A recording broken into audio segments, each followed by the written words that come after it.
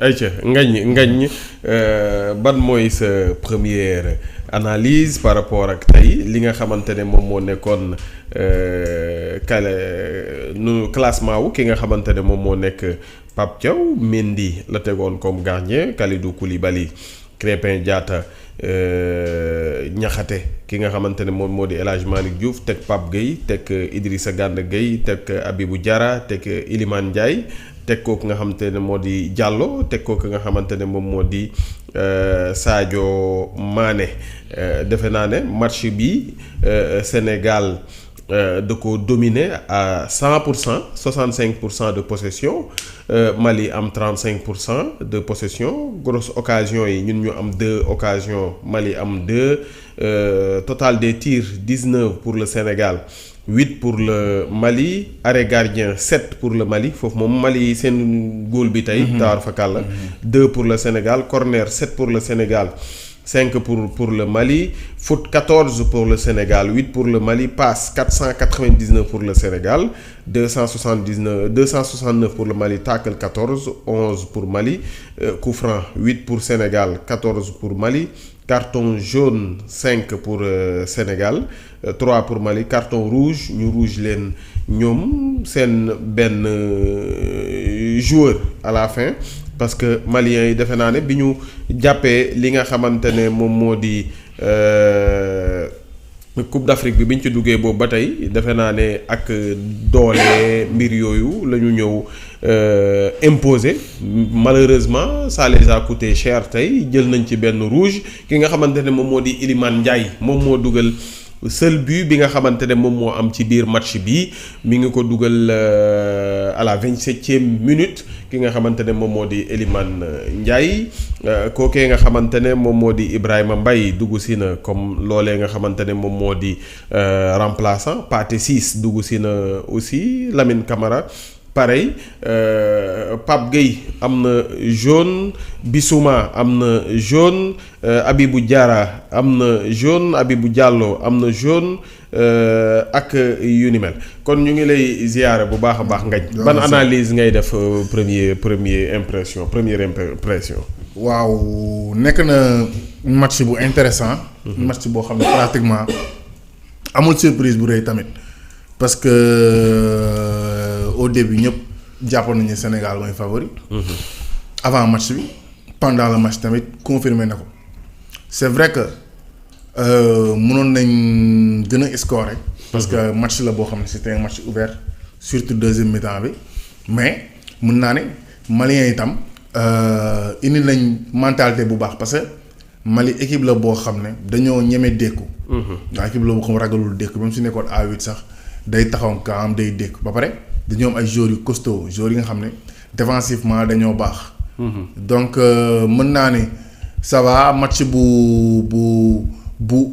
ouvert la woon mais inconvénient bi sam tuuti mooy arrivé wuñu pour réaliste quoi maanaam pour marquer suñu occasion yu ñu am yëpp.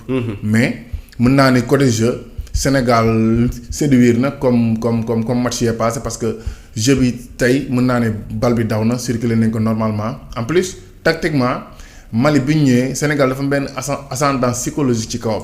parce que bay xool bi ñu entamé match bi teg dañ leen wan ne dañ ñëw pour dugal bii première mi-temps maa ngi koy wax émission bee passé ma ne Sénégal équipe bu muy dajeel moom foog ñu commencé am mentalité wu maanaam balaa match bi di metti maanaam balaa ngay am confiance dañ lay dugal ba pare après douter loola parce que Sénégal pour mu gën a mën am ay occasion de but. il faut que équipe bi génn parce que ay joueurs yu ñu am joueurs yi daw la joueurs yi yoo xam ne dañ soxla espace la. donc tey jii bu ñu amee am équipe boo xam ne dafa def ay bloc bas si la ñuy gën a am difficulté que jeu bi bu ubbeekoo.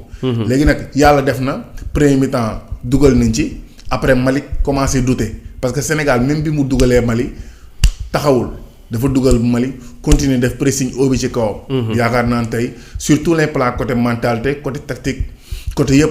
Sénégal dafa dominer Mali. parce que Mali boo xoolee ni ñu ñëwee ci match bi da ngay xam ne dañu fubalee consigne. parce que ba ñëwee à l'entame du match dañoo ñëw taxaw. jéemuñu créer benn sortie ballon. jéemuñu jouer waaw. pour man consigne lañ jouer mais je pense que consigne bi mënoon na jàll si toutefois bii bi bii duggul woon bu ñu ñëwee deuxième mi-temps mën na am beneen souffle. En plus am na benn facteur bu déterminant ci match bi muy l'expulsion de Bissouma. am na ñaari inconvénients yu nekk ci rouge parce que Bissouma déjà moom mooy seen meilleur joueur mooy seen capitaine mooy seen leader technique mooy seen leader d'équipe donc kooku bu génnee ci équipe bi mën naa ne lu bëri dina wàññeeku. En plus Mali ñëw jouer à 10 ci équipe boo xam ne moo la ëpp ay qualité. équipe boo xam ne moom mooy favori sa kaw équipe boo xam ne moo la ëpp ay joueurs yu talentueux. waaw pour man loolu benn ascendant psychologique la boo xam ne tey jii Sénégal am na ko au-dessus de Mali. voilà mais pour man du surprise bu rëy Sénégal Mali man je me disais que voilà Sénégal mën na ko dóoree score sax ci match bi.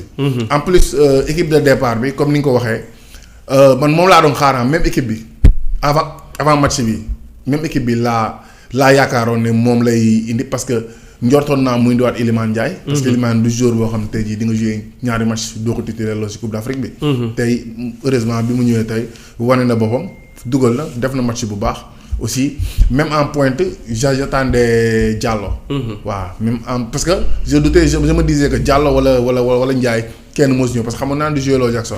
donc Diallo lan moo tax joué wul Jackson tey. waaw parce que li mu wane ci match précédent yi la xam nga Coupe d'Afrique maa la wax bee passé man la Coupe d'Afrique. pourtant match bee passé def na passe décisive. waaw def na passe décisive mais loolu rek doyul xam nga xam maa lay wax Coupe d'Afrique amul xaar. surtout équipe mel ne Sénégal nga xam ne am na pratiquement 4-9 ci banc bi yoo 4 numéro 9 ci banc bi yoo xam ne ku nekk sa val. donc pour man tey jii.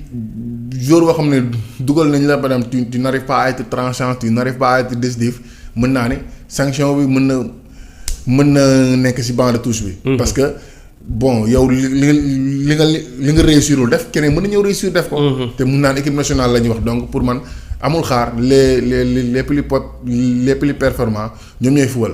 c'est vrai que Jackson bu joué di nga gis ne ci le jeu bi di ëpp ay occasions et tout parce que moom day décrocher day jouer tout. mais dans ces matchs là comme genre match comme Mali dañu soxla 9 buy taxaw. parce que dañu am ay défenseurs yu costauds yoo xam ne pratiquement dañuy lay seq dañuy taxaw donc foofu boo amee joueur yoo xam ne nekk fa di traîner wala pour déséquilibrer leen pour nga manœuvrer leen dafay jafe. parce que ay défenseurs yu am gabarit lañ yàq rek la ñuy def quoi du am défenseurs yoo xam ne par exemple dañuy yor bal di jéem a créer ay sorties ballon. pour man choix boobu la def ci numéro 9 bi indi Habib Diallo. mi ngi doon peser même si que des na mais voilà en tout cas daal le match dans sa globalité Sénégal était meilleur sur tous les plans.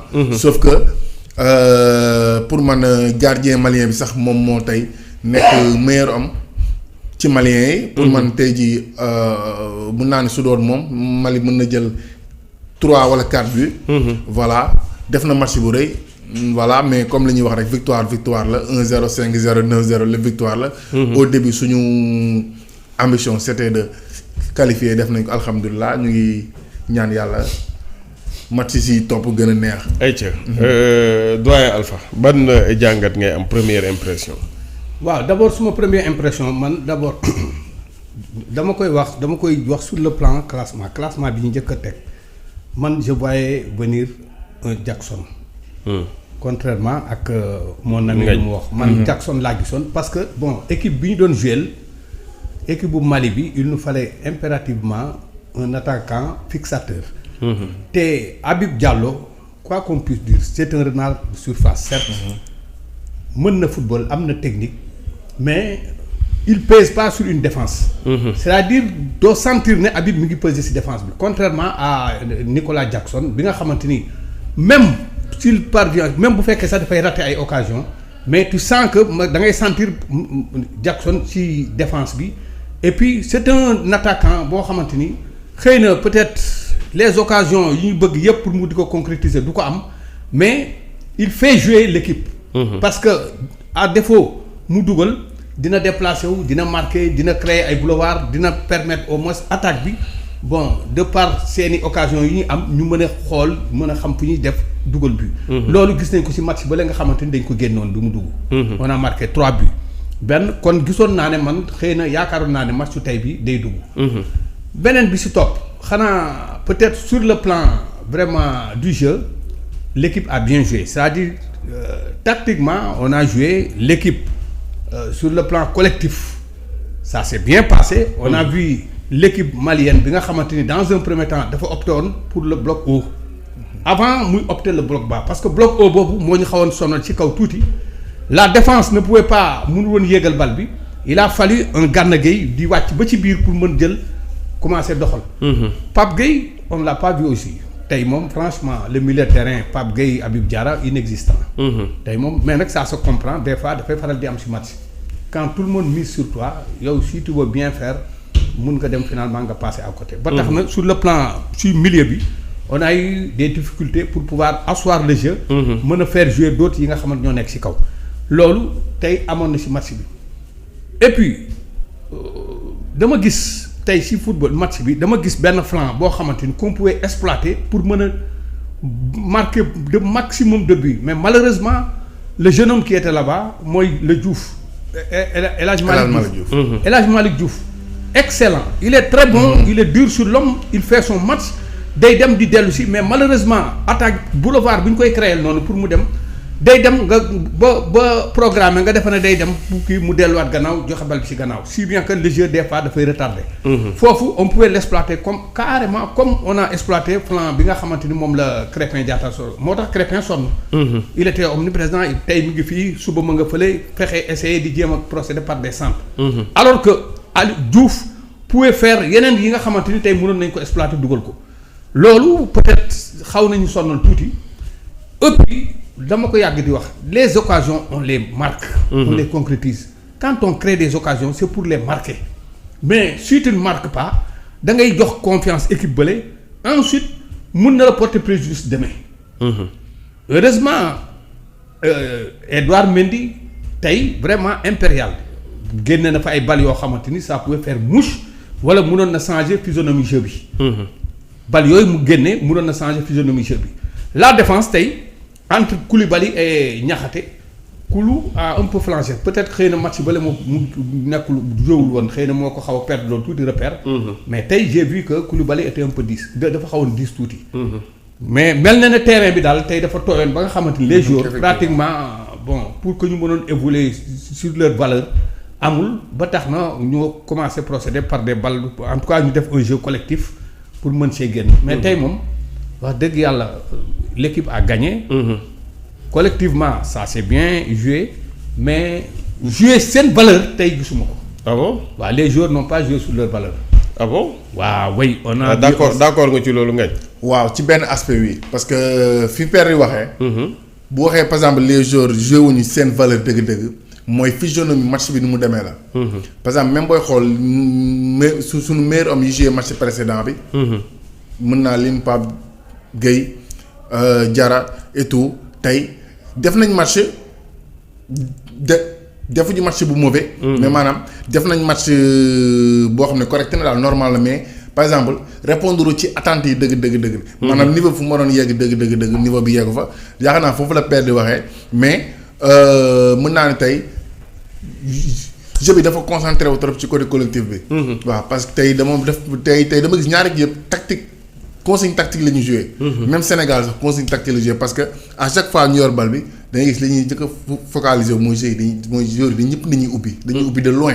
pour ñu mën a def circulation bal bi pour mën a sonal Malien bi te man sax loolu laa gisoon parce que genre bi mel ne Mali booy joué ak ñoom il faut que nga circuler bal bi parce que ñoom ay joueurs loo xam ne ñoom dañuy bëgg duel par exemple dañuy bëgg ay tollu duel affaire yooyu donc booy joué ak équipe boo xam ne tey jii physiquement dañoo baax ils sont bien portants da ngay jouer ay. touche dugg ci intervalle joué. te yaakaar naa Sénégal réussir na ko. waaw pour man foofu la père di waxee voilà. mais techniquement on était bien aujourd'hui wala des na. Techniquement bon tactiquement. c'est-à-dire techniquement ça restait parce que xam nga pour. mais ak ni ñu joué nii ak Mali supposons bu ñu amee supposons parce que man Côte d'Ivoire laa bëgg ñu dajal. waaw bés bu dee am nañu Côte d'Ivoire mbaa dina kii. xam nga balaa ngay wax affaire Côte d'Ivoire xam nga d'abord tey suñu match contre le Mali. heureusement l'équipe a marqué très tôt pour permettre à l'équipe adverse au moins mu génn ci équation tactique bi mu bëggoon poser parce que ñoom il voulait parce que déjà man gëmuma woon ne entraîneur bi keroog ci point de presse am que li mu doon wax moom lay appliquer ci bu ñëwee. mais j'ai vu que ne li mu doon wax loolu la appliqué. bi mu ñëwee loolu la appliqué li mu appliqué mooy il avait opté pour le bloc bas ensuite compter sur ses attaquants yi nga xam très véloce gaaw ba tey bon pour pouvoir xëy na peut-être surprendre ñu wala dara. mais ce bloc bas l'équipe en place bu Sénégal a très bien compris bloc bas ñoom nan la ñuy def pour mën see génn. moo tax tey bal bi boo xoolee sànniwuñu ko tiirewuñu ko y a même parfois des contrôles yoo xamante ni da ngay gis sax public bi dañuy xaw a tiit ki koy yor joxel bal bi fekk ñi ngi chercher dañ doon wër fan lañ war a jaar ban couloir lañ war a génne. tey gis nga boo xoolee plateau Diouf boobu place Diouf boobu. si j'étais à la place de Diouf j'allais exploiter ça à 200%. parce que tey victoire bi surtout bu ñu waroon mën a gën a creuser écart bi foofu la waroon jaaree. parce que boulevard bi baaxoon na. Sadio Mané a créé des brèches malheureusement le jeune day dem mais bu demee après bon mënu ko exploiter. tey bu doon beneen site bi moo fi nekkoon. ka nekkoon ki joué woon semi-finale coupe d'Afrique ba le passé le grand frère à part de Ciss Saliou Ciss pouvait le faire si Saliou Ciss était là aujourd'hui mun naa la wax ne Mali sax mun na jël 7. mais malheureusement le gosse il est bon mais sur le plan technique. waaw mais mënu kon exploiter. si bien que daal vraiment man li ma gis bon l'équipe daal vraiment sur le plan collectif ça marche. ça a marché vraiment tey d'ailleurs collectivement sax moo permettre aujourd'hui ñu mën a dem ba créer occasion mën a dugal but. voire même d'autres occasions yoo xamante ni raté nañ ko. bon yooyu moom gis naa ko mais techniquement joueur bu nekk li ñu yaakaaroon ci moom lu ñu bëggoon pour que mu apporter ko tey vraiment feeñu. waaw ayca Ngagne. nee nañu Mali moom mooy équipe bi nga xamante ne moo ëpp vraiment moom moo ëpp faute. moo ëpp carton jaune moo ëpp carton rouge ak fi kaan bi toll nii ñoom loolu la ñu ñëwoon arñe dal ci kaw gars yi rajaxe gars yi mbëkk gars yi c'était ça le style malien pour jàll yàgg egg fenn ci camp bi ci kaan bi. en fait effectivement mais Mali problème coaching la ñu am. coach Mali bi pour man joueur yu bëri tegu leen ci place bi ñu war a football. parce que pratiquement am na joueurs yu bëri yoo xam ne joué woon nañ ci CHAN je pense 2019. 2019 bi leen Sénégal di am na joueurs yu ma gis naa joueurs yu bëri yoo xam ne tegu leen ci place bi ñu war a joué. donc pour man loolu développé te Mali dañuy faral di am ay génération yu talentueux gis nga équipe Mali bi bëri na ay joueurs yu talentueux mais tactique bi coach bi indi arrangé wu leen parce que coach bi dafa leen indi comme genre pour ñu jouer des matchs soldats maanaam match yoo xam dañuy taxaw après di dékku te loolu du seen fort ñoom mën nañ ko nag parce que joueurs yi physique lañ mais loolu du seen fort am nañ joueurs yi talentueux pour man tam dispositif bi mu teg par rapport ak bon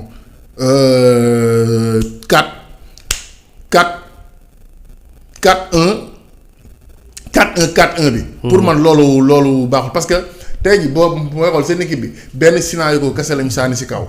Sinayoko kese nga sànni si kaw te buy joueur la bu athlétique et tout joueur la bu mën ballon pied mais joueur la boo xam dafa soxla ay appui pour jouer donc boo xool à chaque fois ñu jox ko bal bi dafay wéet ci kaw donc suñu ñaar ak centre dañ koy séq ba ñu escalier ko. ce qui fait que li mu bëgg a def yëpp du ko def pour man Mali am na ay joueurs yu baax am na ay joueurs yu talentueux mais seen coach bi pour man ni mu leen di exploiter wala fi mu leen di jouer loo moom moo baaxul. c'est vrai que comme statistiques yi nga lim nii dëgg la parce que ñoom ay joueurs lañ yoo xam ne dañuy dem au charbon. man xaaroon naa lii quoi xaaroon naa sax ñoom carton rouge parce que joueur Sénégal lañ nekk ay joueurs yoo xam ne dañuy dañuy porter balle. par exemple dañuy dugg ci espace yi. donc booy dégg genre Mali yi nga xam ne seen joueurs dañuy dem au charbon c'est fort probable ñu recevoir ay carton pour man voilà fii la seen course mënoon yem parce que ils ont fait face à une équipe qui est meilleure qu'eux donc voilà ñun daal mën naa ne. Coupe d'Afrique bi daal wane na boppam parce que amul surprise. parce que yeneen Coupe d'Afrique dañu doon gis mu am surprise par exemple boo génnee ba huitième de finale quart de finale dina am benn équipe bu rëcc. mais bii ñi mën rek ñooy gagné. booy xool tout au long de compétition équipe yi nekk favori. rek ñooy gagné. te yaakaar noonu lay demee waat sax ci demi-finale yi. loolu xaw a spécial ci Coupe d'Afrique bi. amagul surprise. voilà en tout cas bi ñuy départ génne woon nañ favori nee nañ Sénégal Maroc ñooy favori. yaakaar naa ñu ngi ci course ba léegi. donc pour man. voilà quoi équipe bi nga xam ne ñoom ñoo mën rek wala équipe bi nga xam ne ñooy favori ñoom ñooy gagné. Père tey boo doon noté joueurs yi tey say note lan lay doon. En tout cas Crépin Diatta impérial. waaw Crépin moom je pense qu'il est en train de faire sa CAN quoi. Crépin impérial. Crépin impérial. Bon vraiment. mais Idrissa Gana Gueye aussi. Gana en premier mi-temps vraiment. waaw. bon il a Sadio Mané tamit. même Niakhaté aussi. xam nga Sadio ku toppoon Sénégalais yi ban lay toog actuellement. xam nga le cas de Niakhaté. il lui faut un Koulibaly pour que Niakhaté nekk à l'aise jouer son vrai rôle derrière. gisoo ko tey boo ko xoolee tey il était plus à l'aise et puis confiant même gis nga sur les relances yi muy def ak yooyu dafa confiant parce que y avait Koulibaly à côté qui savent couvrir xam fu nga xamante ni fa lay nekk. contrairement ak match bi nga xamante ni moom ak Seck ñoo ko joué woon ñoom ñaar tey moom vraiment Niakhaté impérial mais le kii Crépin daal su ma doon joxe note. Crépin lay jox note bi nga xamante ni moo gën a fort. et peut-être ensuite vient Gana Gueye ba muy génn vraiment Gana a fait un match très juste correct. Surtout en premier mi-temps il a fallu que moom mu accepter dem jëli bal bi ci défense bi parce que il nous fallait quelqu'un pour mën a jël bal bi mën a relance jeu bi ci kaw ñu mën a jouer loolu moom vraiment il le sait faire te tey def na ko. surtout en premier mi-temps mais nag comme ils avaient en face de une équipe boo xamante ni physiquement il tenait ça il faut le dire physiquement il tenait. et c'est une équipe boo xamante ni bon boo koy xool ils étaient en place. L'équipe était en place l'équipe malienne était en place. nekkoon na fi physiquement il tenait ba pare boole si nekk des joueurs moo tax léegi sax nga wax ne ñoom ñoo def beaucoup de coups francs. ñoo ëppale lépp kay ñoo ëppale carton. oui parce que ils sont durs sur l'homme xam nañ ne équipe bi nga xamante ni moom la ñu am en face techniquement ils sont bons si on les laisse jouer bu ñu ubbee jeu bi dëggantaan ils peuvent mën nañ jël but yu bëri loolu tax ñoom ñu procéder à. genre man-to-man essayer de mettre la pression ci kaw joueurs yi ba nga xamante ni du ñu mën a feeñ sur le plan du jeu mën a def seen exploit technique yooyu mën ko génne. L'équipe du Sénégal aussi a bien compris cela moo tax d'abord ñu procéder par exemple des tactiques kii du moins. combinaison yi xam nga jouer collectivement passe à toi moom boo xoolee sax man tey. kii l'autre le teint clair là nu mu tudd. Jacob déedéet excentré. Iliman Ndiaye boo ko xoolee tey gis nga tey deful dribble yu bëri. il a participé ci jeu bi bu gisee ne baaxul bu kii sur une passe bu joxe dellu def bouger dem ainsi de suite. en tout cas tey moom. vraiment sur le plan collectif y a rien à dire. y a que peut-être xëy na.